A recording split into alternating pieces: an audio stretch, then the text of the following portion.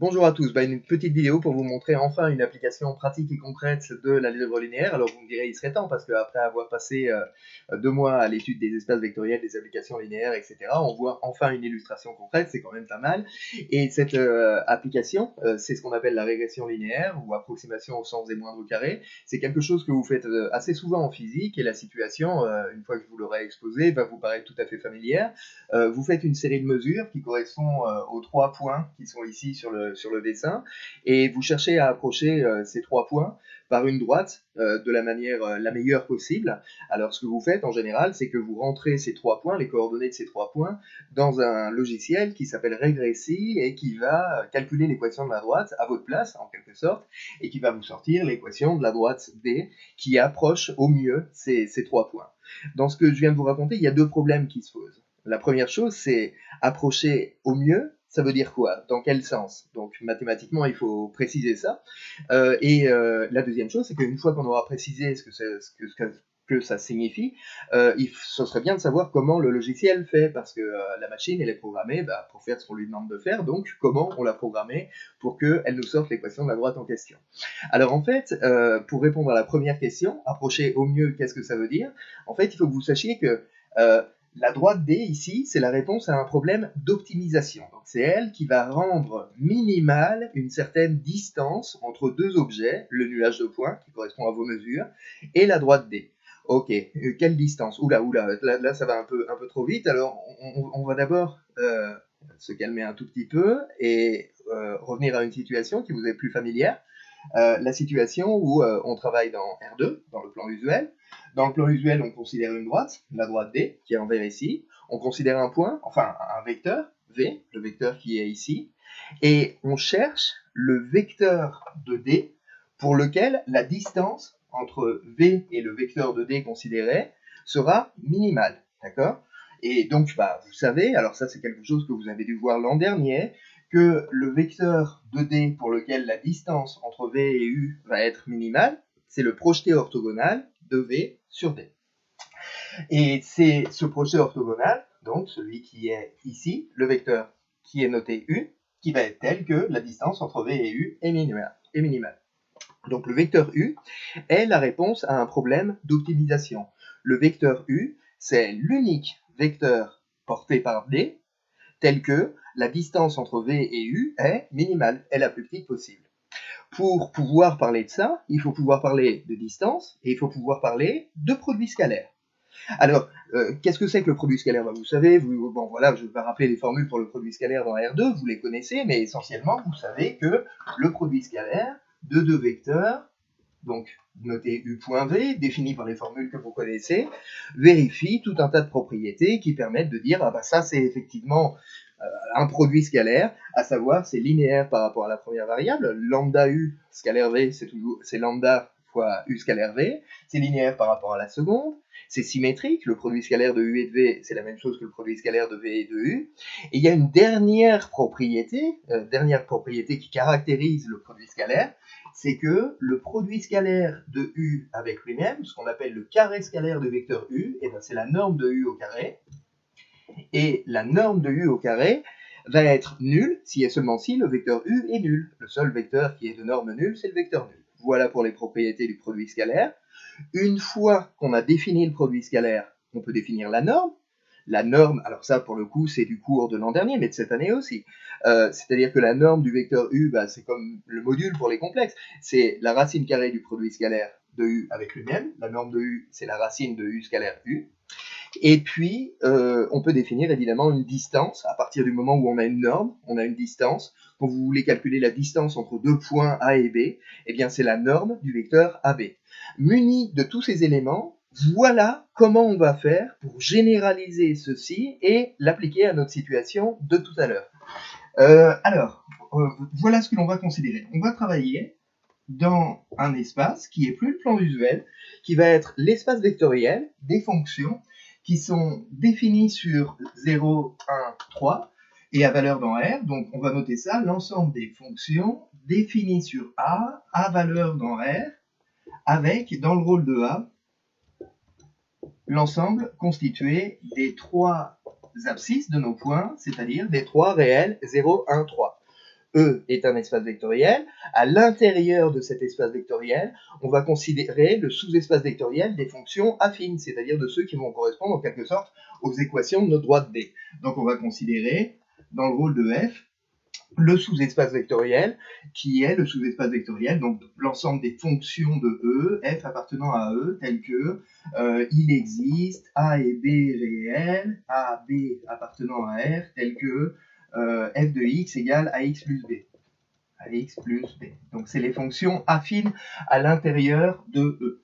Et exceptionnellement, ces dimanches, on va noter ceci, ce sous-espace vectoriel. Vous voyez une fonction qui est dans f, c'est une fonction affine en quelque sorte, donc elle est définie par une formule de la forme f de x égale ax plus b, c'est un peu imprécis mais tant pis. Et ben, on va être encore plus imprécis, exceptionnellement on va noter ça vect x1. Alors vous savez que d'habitude, quand vous écrivez ça sur vos copies, je vous dis non, x c'est pas une fonction, 1 c'est pas une fonction, mais là c'est dimanche, allez on est entre nous, on va noter x, donc l'identité de A, et on va noter 1, la fonction indicatrice de A, bref, la fonction constante égale à 1, c'est celle-ci, et l'identité, celle qu'on a notée x ici, d'accord? Et en fait, donc nous, ce que l'on a, c'est une fonction avec notre série de mesures, c'est une fonction petit f qui appartient à E. Donc on a f, un élément de E, donc qui est caractérisé par le fait que f de 0 est égal à 1, f de 1 est aussi égal à 1, et pour terminer, f de 3 est égal à 2. F de 3 est égal à 2, et elle, donc, c'est un élément de E. Et ce que l'on cherche à faire, eh bien, c'est pour faire une analogie avec la situation dans R2, on a f qui est notre élément de E, donc c'est f qui joue le rôle du vecteur V, et on va chercher pour quelle fonction affine, c'est-à-dire pour quelle fonction du sous-espace grand F, on a la fonction f qui est telle que petit f moins la fonction affine que l'on a trouvée soit perpendiculaire, non plus à la droite D, mais soit perpendiculaire au sous-espace vectoriel des fonctions affines. De la sorte, la fonction affine que l'on va trouver, eh bien, c'est la fonction pour laquelle la distance entre petit f et la fonction affine qu'on aura trouvée sera minimale. Ah oui, sauf qu'on n'a pas encore défini de distance. Eh bien, ça va venir. Voilà comment on va faire pour définir une distance. Pour ça, on va commencer par définir un produit scalaire sur l'ensemble E. Alors, comment on va faire pour définir un produit scalaire sur l'ensemble E? Eh bien, pour définir le produit scalaire de deux vecteurs, on a besoin de deux vecteurs, ok. Pour le définir le produit scalaire de deux éléments de E, on a besoin de deux fonctions qui sont dans E. Je vous propose qu'on les appelle, bon, peu importe, G et H. Donc on prend G, H qui sont dans E. On va définir leur produit scalaire, on va plus le noter avec un point, on va le noter comme ceci, avec des sortes de crochets comme ça, enfin on appelle ça des brackets. Bon, bref, peu importe. G, H. Le produit scalaire, ça va désigner le produit scalaire. On va le définir, ce produit scalaire, donc définition. On va le définir en tenant compte en fait des trois valeurs qui sont dans notre ensemble de définition, donc qui sont dans A, en disant que le produit scalaire, ça va être G de 0 multiplié par H de 0, plus G de 1 multiplié par H de 1, plus G de 1 multiplié par H de 1, plus G de 3 multiplié par H de 3. G de 3 multiplié par H de 3. Hop là. Zou. Pourquoi pose-t-on cette définition? Alors vous me direz pourquoi pas. Bon, ok.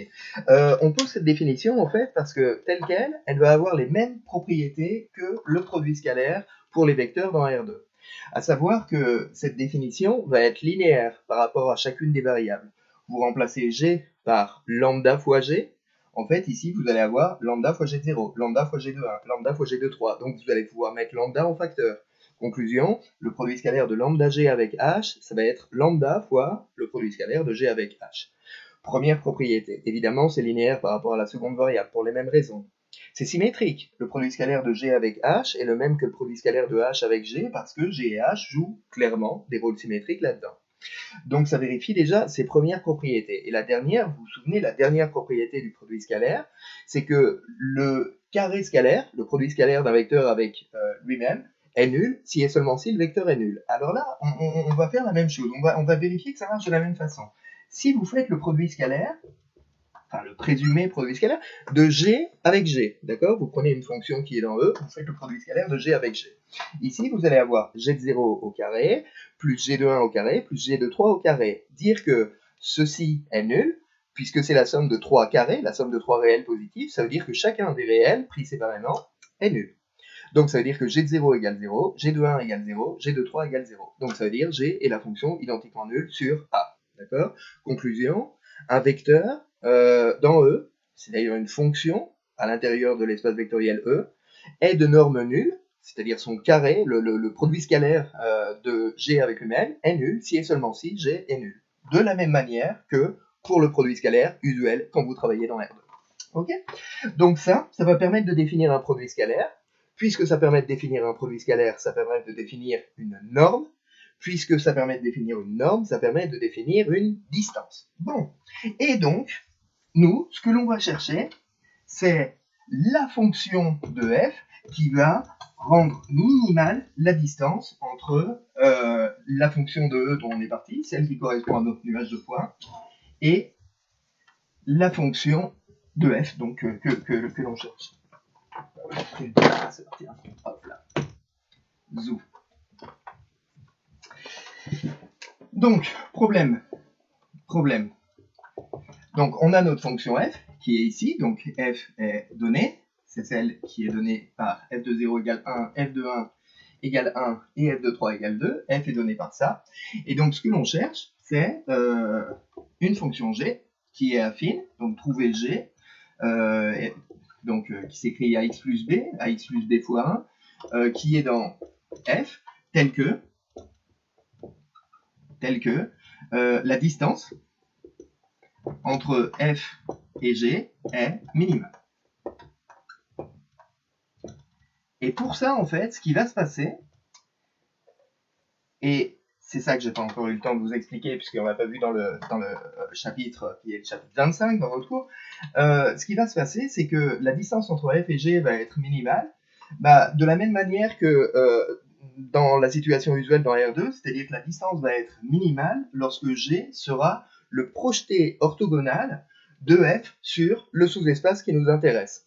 Donc en fait, le G qui est ici, ça va être le projeté orthogonal de F sur le sous-espace vectoriel F. Ce projeté orthogonal, comment on fait pour le trouver? Comme ici. C'est-à-dire que ici, V moins U est orthogonal à D. Et bien là, ça va être la même chose. Il va falloir que F moins G soit orthogonal à F. F, c'est plus une droite. F, vous vous souvenez, c'est le sous-espace vectoriel engendré par X et 1. Et bien, il va falloir que la fonction F, qui est ici, la fonction F,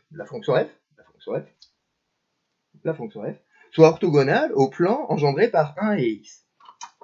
La fonction G-F, soit orthogonale au plan engendré par 1 et X. Donc, G-F doit être perpendiculaire, c'est mal écrit comme ça, mais tant pis, c'est pas grave, doit être perpendiculaire à grand F, c'est-à-dire le plan engendré par 1 et X, où X est 1. Ça n'a aucune espèce d'importance. Et lorsque vous avez un vecteur et que vous cherchez à le rendre orthogonal à tout vecteur d'un plan donné, il suffit qu'il soit orthogonal à une base de ce plan. C'est-à-dire que dire que G-F va être orthogonal au plan engendré par 1 et X, c'est équivalent à dire que G-F est orthogonal à 1 et orthogonal à X. Donc, c'est-à-dire que l'on cherche la fonction G telle que G-F soit orthogonal à 1. C'est mal écrit, mais tant pis, c'est pas grave. Dans un premier temps, je du manche d'abord. Et G-F doit être orthogonal à X. D'accord? Et ceci, ça va se traduire comment? Dire que deux vecteurs sont orthogonaux, c'est équivalent à dire que leur produit scalaire est nul. Donc on va calculer le produit scalaire de G-F avec 1, le produit scalaire de G-F avec X, et traduire le fait que ces deux produits scalaires doivent être nuls. Donc le dernier système de deux conditions est équivalent à dire que donc, le produit scalaire de g-f avec 1 est nul, et le produit scalaire de g-f avec x, lui aussi, est nul. Hop là. Alors ici, il faut juste se souvenir de comment on a fait pour définir le produit scalaire. Donc le produit scalaire de deux fonctions, c'est la somme de... alors avec la notation de tout à l'heure, donc f0, g0, plus f de 1, g de 1, plus f de 3, g de 3. La fonction f, elle est définie par ceci, f de 0 égale 1, etc. La fonction g, vous vous souvenez qu'on recherche une fonction g qui est de la forme, donc, ax plus b. Et nous, ce qu'on cherche, c'est à déterminer a et b. Ok, donc j'ai le premier produit scalaire. Donc le produit scalaire de g-f avec 1, c'est g-f évalué en 0. G-f évalué en 0, tout d'abord g de 0, c'est b. F de 0, c'est, je vais y arriver, f de 0 c'est égal à 1, donc b moins 1. Ceci multiplié par la valeur de la fonction constante égale à 1 en 1, bon. 1.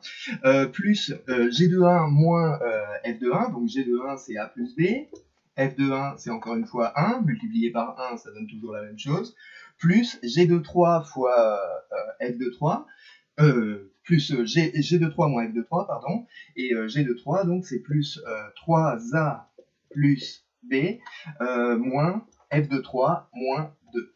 Et donc ceci doit être égal à 0. Pour pouvoir dire que la fonction g-f est orthogonale à la fonction constante égale à 1. Deuxième condition, donc même chose, g-f qu'on multiplie cette fois-ci à chaque fois par la valeur de la fonction x, entre guillemets, en 0, en 1, en 3. Pour la première valeur, ça va être b-1 multiplié par 0, donc ça donne 0. La deuxième, a plus b-1 multiplié par 1, donc ça donne la même, a plus b moins 1 multiplié par 1. Et la dernière, 3a plus b moins 2, ceci donc multiplié par 3, donc plus 9 a plus 3b moins 6 égale 0. Et donc ceci donne un système donc, de deux équations aux deux inconnus a et b. Donc ce que l'on va récupérer c'est 4a pour la première équation, plus 3b égale, bon alors donc ici on a moins 1, moins 2, et puis moins 2 encore une fois, donc égale 4 du coup, et puis en dessous on a 10a plus 4b égale moins 1, moins 6, qu'on fait passer de l'autre côté, 7. D'accord? Et puis maintenant, pour trouver a et b, c'est simple, il suffit de résoudre ce système de deux équations, donc aux deux inconnus a et b. Alors, je vous fais grâce des calculs, mais ce que l'on trouve, c'est pour a et pour b, respectivement 6 septièmes, ça c'est pour b, et puis 5 sur 14, ça c'est pour a. 5 sur 14. Ok? Et donc, du coup, qu'est-ce que l'on a avec ceci? 5 sur 14, 5 sur 14. Jo. 6 septièmes, c'est environ 0, qu'est-ce qu'on fait? C'est dimanche, on a des 0. Allez, 0,8. On va l'arrondir à combien? 0,86. Bon, allez, 0,86 environ. 5 sur 14, c'est environ 0,35. 0,35. En gros. D'accord? Et en fait, ça c'est juste pour vous aider à comprendre, à voir que c'est à peu près cohérent avec le dessin que j'ai fait en haut à droite. La conclusion de ceci, c'est que la droite d'équation y égale ax plus b avec a et b qui sont respectivement égaux à ces deux valeurs, donc 5 sur 14 fois x plus 6 sur 7, cette droite-là, c'est l'équation, c'est la droite de régression pour le nuage de points qui est le nuage de points orange du départ. Donc ça, c'est la droite de régression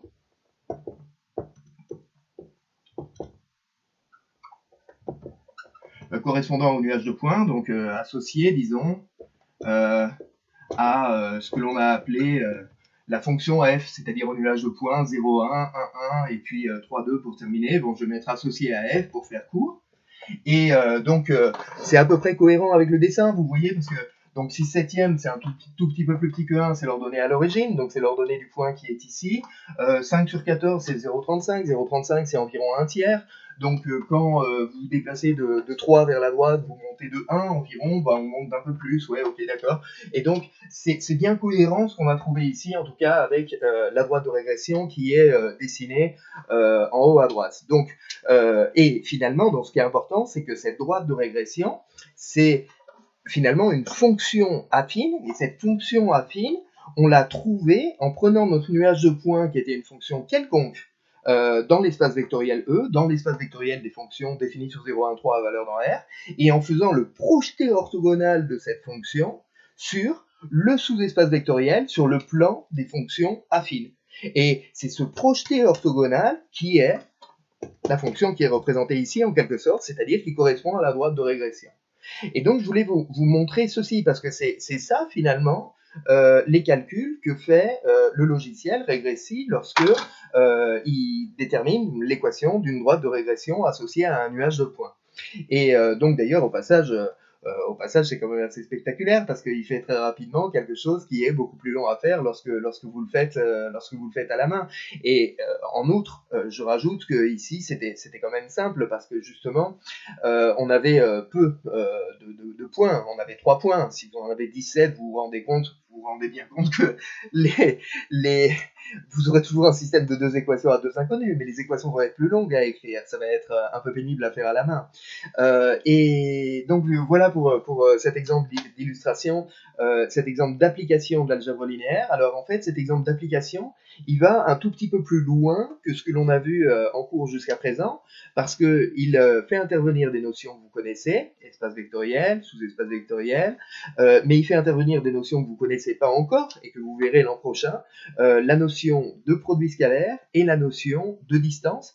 Et la notion de distance, finalement, c'est la plus importante en pratique, parce que c'est elle qui va permettre de formuler tout d'abord, et puis de répondre ensuite, des problèmes d'optimisation, c'est-à-dire des problèmes où on cherche à approcher au mieux, où on cherche à rendre une certaine distance minimale. Donc c'est le cas ici, je ne vais pas revenir dessus, c'est le cas aussi lorsque vous faites des séries de Fourier.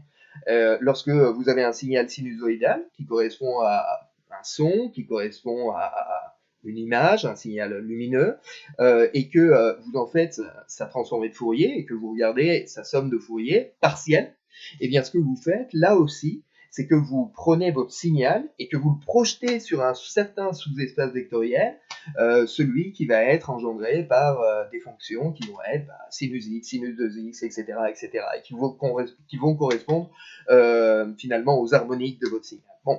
Et donc il y a plein de situations bien pratiques dans lesquelles sert justement cette notion de produit scalaire, cette notion de distance, et je voulais vous en donner un aperçu, simplement pour que vous ne vous disiez pas, l'algèbre linéaire, ça sert à rien, si ce n'est à mettre des termes plus sophistiqués sur des choses qu'on savait déjà faire. Non, ça a vraiment des applications bien pratiques, mais simplement, voilà, il faut aller encore plus loin dedans. Donc j'espère que ça vous aura donné envie de découvrir la suite du cours d'algèbre linéaire, et puis d'ici là, bonne suite de journée, bonne continuation, et à bientôt pour de nouvelles aventures sur les séries, cette fois-ci, ça va changer. Au revoir.